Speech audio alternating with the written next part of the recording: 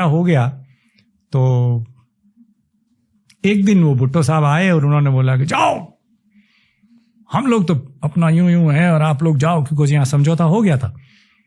Because it must have transpired between both the governments के हिंदुस्तान के और पाकिस्तान के जो वेस्टर्न साइड के जो POWs हैं उनको एक्सचेंज करेंगे. हम लोग थे कोई 500 सवा 500, उनमें BSF वाले भी थे जो पहले दिन ही मतलब बेचारे जो पोस्टों पे थे और वो तो, या फिर जो लड़े और ऐसे, और उनके थे कोई 1000 1500 या 1600 1700. तो इन लोगों को जब एक्सचेंज किया गया तो हम लोगों को एक दिन रात को सडनली बोला कि आज आप लोगों को ले जाएंगे.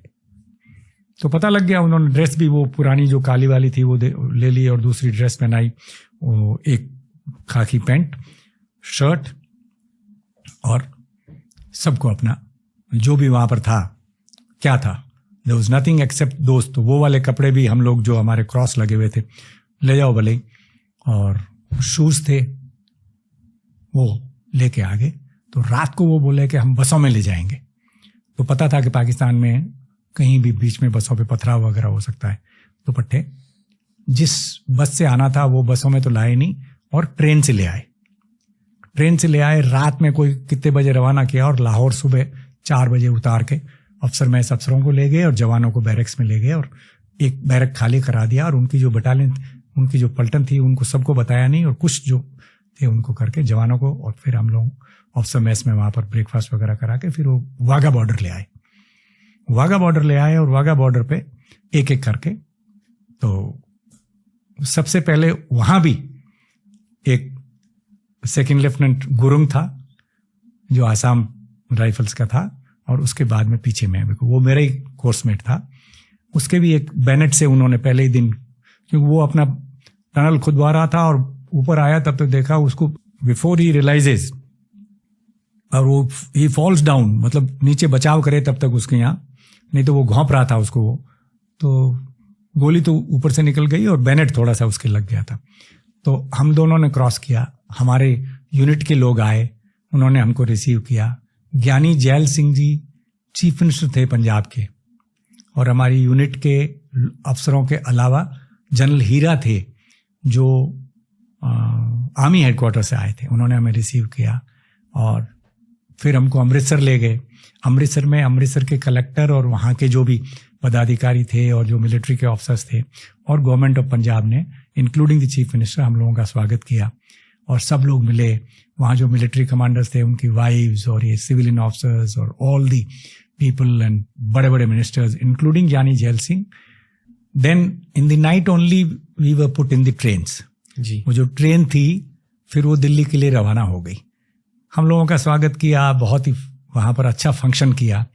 और ट्रेन में next day morning Delhi Cantt पूरी भीड़ लगी हुई है हम लोगों से मिलने के लिए, लेकिन दिल्ली कैंट पे नहीं उतरना था, दिल्ली कैंट पे ही उतरना था. दिल्ली कैंट पे ही पूरा, मतलब जितने भी आसपास के लोग थे आए, वो सब स्वागत कर रहे हैं.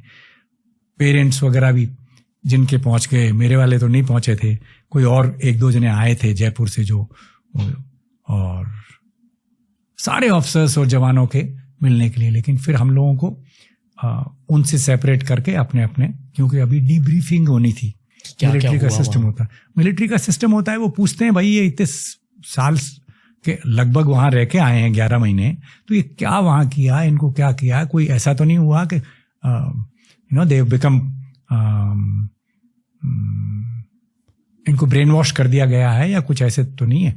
तो वो सारा का सारा एक सिस्टम होता है. They ask you questions and they ask you, वो ऑटोमेटिकली वो उसमें मिलिट्री के एक्सपर्ट्स होते हैं, वो करते हैं. तो आपको कुछ शक है तो उसको 2-3 बार करेंगे, नहीं है तो आपको एक ही बार में. And then you are allowed to meet your parents, your friends, your whatever family members and all. तो वो हो गया. तो हमको वहां रखा पहले तो आटी मेस में या कहीं भी, और फिर 1-2 दिन, एक आधे दिन में फिर बीकानेर हाउस वगैरह भी अलाउ कर दिया. बिकॉज राजस्थान वाले चाहते थे कि हम उनके साथ जाएं, तो बीकानेर हाउस राजस्थान का, तो हम राजस्थान के ऑफिसर्स थे, हमको वहां ले गए कुछ जो सीनियर थे. तो दैट इज हाउ. फिर दिल्ली वालों ने हमारा स्वागत किया. आज भी मेरे पास एक सर्टिफिकेट है जो मेरे घर में लगा हुआ है. हम दिल्ली वासी बहुत ज्यादा मतलब प्रेम से जो भी वहाँ पर दिल्ली की सरकार थी, दिल्ली के अफसरान थे, गवर्नमेंट ऑफ इंडिया थी, और डिफेंस मिनिस्ट्री के लोग थे, army headquarters, naval headquarters, air force, सारे लोग थे। और हम लोग जब बैठे हुए थे तो ऐसे बिठा रखा था और जनता सामने थी और बाकी कुछ कुर्सियां वगैरह लगी हुई थी वहाँ पर। वो ऑफिसर्स और उनकी वाइफ्स और children and all the other बड़े बड़े अधिकारी, IAS वाईएएस जो भी ऐसे, और बड़े बड़े राजनीतिज्ञ वगैरह जो भी डिफेंस मिनिस्ट्री के थे। तो कैन यू जस्ट इमेजिन, एक लड़का था, वो घूमता घूमता सबको देख रहा है, young boy, must be 10th और 11th, उन दिनों में शायद 12th तो होता ही नहीं था। वो आया और मेरे पास में कि सर मैं आपको ही देना चाहता, 10 रुपये होंगे या 2 10 के नोट होंगे, जो भी मुझे। मैं कहा बेटा इसकी ज़रूरत नहीं है, ऐसे ऐसे। नहीं सर, मैंने उसका वो उस बंदे का वो जो देखा ना, वो बाद में कहीं मिलिट्री ऑफिसर बना होगा उसने। फिर मैंने पूछा था, मुझे याद उसका नाम नहीं है, लेकिन शर्मा, वंडरफुल फेलो। सो मतलब वो इतना इम्प्रेस हो गया कि वो मुझे वो देखे ही रहा।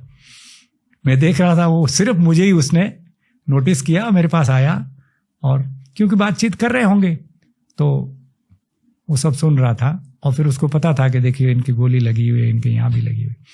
तो मुझे वो याद है, उसकी शक्ल मुझे आज भी याद है, लड़के की। Little tall, very handsome, but very very serious बंदा, बड़ा यूं वो। तो आई रिमेम्बर उन लोगों ने भी फिर किया। फिर हफ्ते भर के अंदर वो सारा का सारा हो गया। फिर then they gave us leave, फिर we went on 14 days leave. तो मैं जोधपुर गया। जोधपुर में मेरे पिताजी और बाकी लोग मिलने के लिए आए। मेरे गांव के अंदर इन लोगों ने फंक्शन रखा। तो जब मैं जोधपुर मेरे पिताजी से मिला तो मुझे बहुत मतलब एकदम ही पूरा सेंटिमेंटल हो गया। मुझे जो भी रोना शोना आना था वो आ गया। दूसरे भी आए थे उनके साथ में, दूसरे मेरे पिताजी सरपंच थे गांव के, दूसरे भी आसपास के पंचायत के सरपंच और बहुत लोग आए। तो काफिला लेके वो फिर गए यहाँ से। आई नो उन दिनों के अंदर आपको पता है इतनी जीपें कारें नहीं होती थी, सिर्फ BDO और कलेक्टर और इन्हीं लोगों के पास में होती थी। I am talking about 72। जब गांव गए तो इतने लोग, इतनी भीड़, और मतलब जो स्वागत किया और जो you just imagine that the whole this thing. और सब लोग बहुत ही मतलब कि भाई चौधरी साहब आपके बेटे जैसा हमें भी मतलब सुपुत्र मिले। और बड़ा एक ऐसा माहौल था कि जहां मतलब आप सोचते हो कि यार वास्तव में हाँ कुछ न कुछ है। और ये जब मैं बोल रहा था तो आपको पता है कि हम मिसिंग बिलीव्ड किल्ड थे।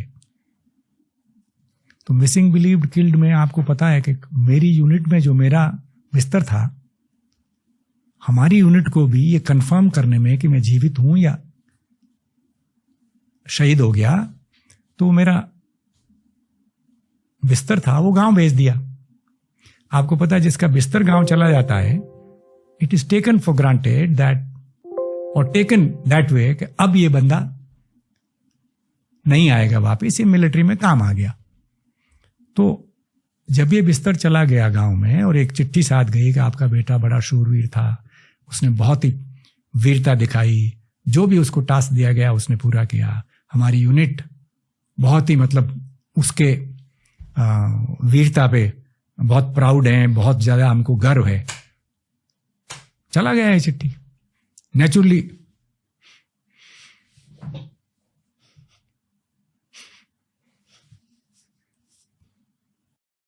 My father won't believe it, मेरी मां भी नहीं बिलीव करेगी। लेकिन लोग तो आपको पता यही होता है, करे वो बस। तो जैसे ही मेरी बुआ का गांव था 3 साढ़े 3 कोस वहां से पड़ता था, उनको बोल दिया। अच्छा कुछ लोग मिलने भी आ गए, तो मना किया मेरे पिताजी ने कि नहीं ऐसा हो नहीं सकता। माई फादर हैड फेथ कि नहीं वो जहां भी है। तो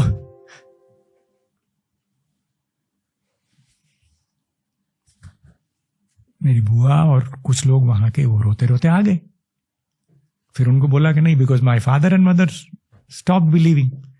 और मेरी माँ ने, किसी ने जाके बोल दिया कि अब ऐसे ऐसे कर रहे हैं, अब कहाँ आएगा, वो तो नहीं है इस संसार में। तो मेरी माँ ने बोला कि मेरा एक बेटा अगर काम आ भी गया देश के, मेरे बाकी 5 को भी मैं मिलिट्री में भेजूँ। तो that was my mother. And my father didn't believe, so he went to one pandit ji, बहुत ही फेमस थे वहाँ, एक गांव है सोजत के पास में। वो मेरी जो टेवा लिखा हुआ था, उन्होंने बोला कि नहीं, इसके शायद गोली लगी है, मुंह पे लग सकती है, शरीर में लग सकती है, लेकिन ये मतलब इसके जो ये जन्म पत्री के हिसाब से ये आदमी मरा नहीं है, आपका बेटा नहीं मरा है, चौधरी साहब आप विश्वास करो। तो आए मेरे पिताजी और फिर उन्होंने सोच विचार किया और गए दिल्ली। पहले जयपुर गए, जयपुर में मिर्दा साहब से मिले और फिर बोला कि नहीं आप जाओ। रामनिवास जी मिर्दा उन दिनों में मिनिस्टर ऑफ स्टेट होम थे, तो डिफेंस मिनिस्टर कोई और थे, तो उनके पास गए। उन्होंने बोला अच्छा पता करते हैं। बोला साहब ऐसे ऐसे हमारे चौधरी साहब का बेटा। तो उन्होंने फ्लैग मीटिंग करवाई। उन्होंने डिफेंस मिनिस्टर को बोला, फिर आर्मी हेडक्वार्टर्स ने उनके जो हमारी यूनिट के सामने जो यूनिट्स थी उनसे बात की, फ्लैग मीटिंग कराई कि बोला हाँ हाँ सेकंड लेफ्टिनेंट GR चौधरी जीवित है और रावलपिंडी हॉस्पिटल से अभी लायलपुर फोर्ट जेल में है। मतलब ये मैसेज, फिर भी इस मैसेज को भी पहुंचने में काफी टाइम लग गया, लेकिन फिर भी आपको पता है वो अब मेरे पिताजी और माताजी को तो ये हो गया, तो लोग भी मानने लगे कि हाँ यार ऐसी बात हो गई। ये उन लोगों के बीच में बात हुई। रामनिवास जी ने बाद में मिर्जा साहब ने घर पे खबर भेज दी, पर 4-6 महीने बाद में जैसे हमारे वाले यहाँ पर रिकॉर्ड करके भेजते थे, तो हम लोगों का भी आए वो उनके पाकिस्तान टीवी वाले और रेडियो वाले कि मेरा नाम गंगाराम चौधरी है, मैं श्रीमान चौधरी साहब मोटाराम जी का बेटा हूं, मैं राजौला कला का रहने वाला हूं, मैं सेकंड लेफ्टिनेंट 3rd GR का, सेफ हूं, जीवित हूं और अच्छा हूं। अब ये मैसेज रेडियो में पाकिस्तान टीवी ने, सब लोग पाकिस्तान टीवी लगा के रखते थे। अच्छा मेरे पिताजी के पास रेडियो पंचायत का भी था और खुद का भी था, लेकिन उन्होंने नहीं सुना। लेकिन पूरे राजस्थान में किसी ने जयपुर में सुना, किसी ने बठिंडा गांव में सुना, किसी ने किसी और, वो सब आए भाग के, उन्होंने बताया, तो तब तो क्लियर भी हो गया था। So you know when I came back, that was how the whole this thing. The two most important days in a man's life is the day he is born and the day he finds out why he was born. Chalo, that's a good quote from you. I really appreciate it. And that's why you are a bundle of knowledge in this young age. And आप जैसे लोगों से बहुत जल्दी मिला हो life में। हाँ, शायद इसलिए। हाँ, maybe it's your, आप जर्रा नवाजी कर रहे हैं तो, but I count myself to be a normal human being who is absolutely आप नॉर्मल grounded. नहीं हो, आप नॉर्मल ह्यूमन बीइंग नहीं हो सर। बहुत सारे लोग मिलते हैं हमें शो पर।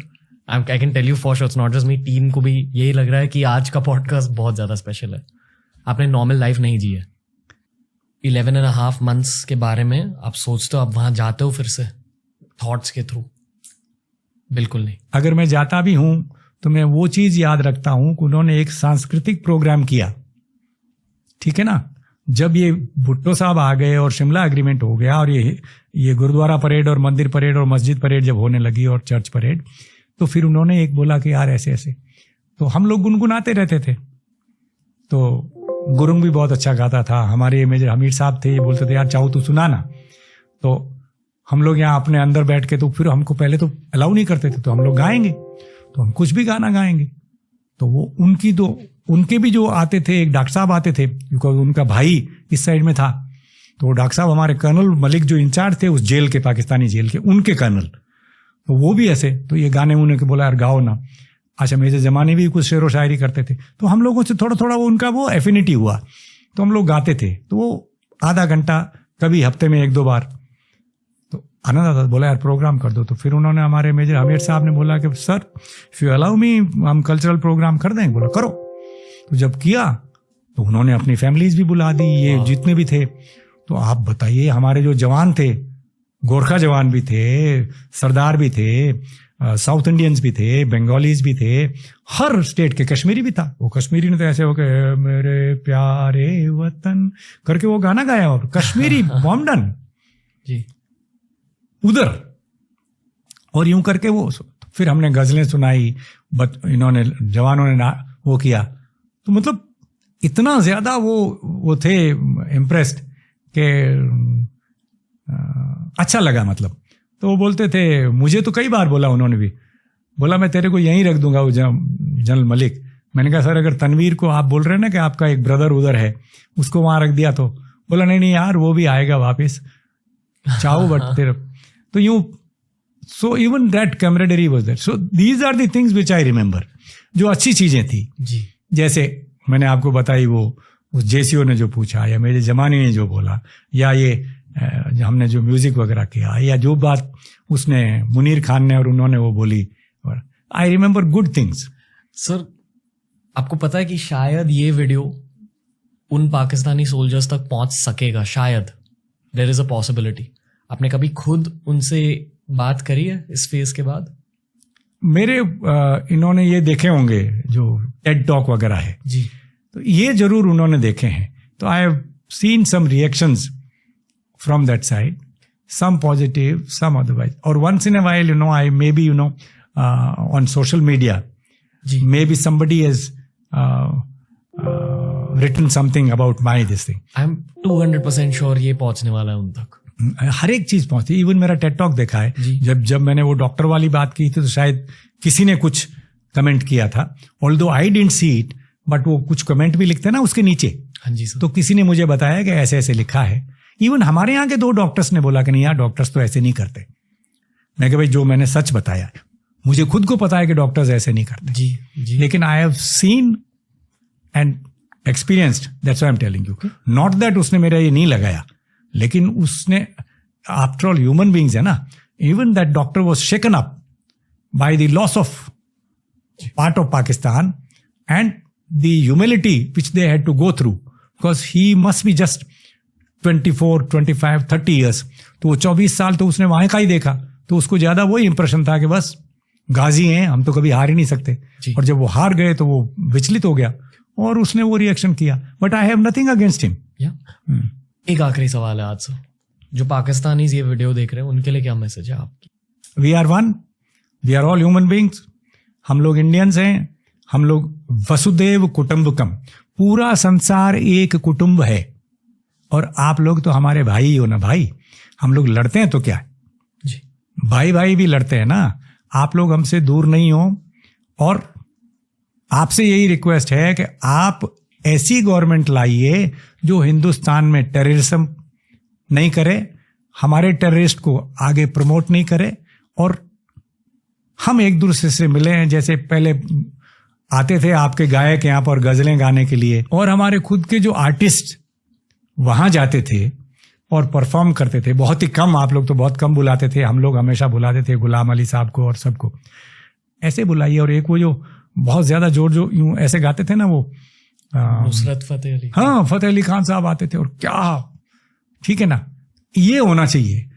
आपके आर्टिस्ट, आपके 1-2 हीरो हीरोइंस भी आए हैं यहाँ पर, एक्टिंग की है, शूटिंग की है राज कपूर साहब ने किसी फिल्म की भी, पता नहीं रणबीर कपूर ने की है या नहीं, उसने रणधीर कपूर ने की है या राज कपूर साहब ने, लेकिन ये कोई फिल्म बनाई थी जी, ये होना चाहिए। और ये लड़ना लुड़ना कभी भी पार नहीं पाओगे जी। ना, तो हिंदुस्तान जीतेगा ना पाकिस्तान जीतेगा, इंसान हारेगा। अगर इंसान को जिताना है, लड़ाई बंद करो, प्रेम बढ़ाओ, गले मिल जाओ। और वैसे भी आप लोग बहुत दिलदार हो। पाकिस्तानी, स्पेशली लाहौर के लोग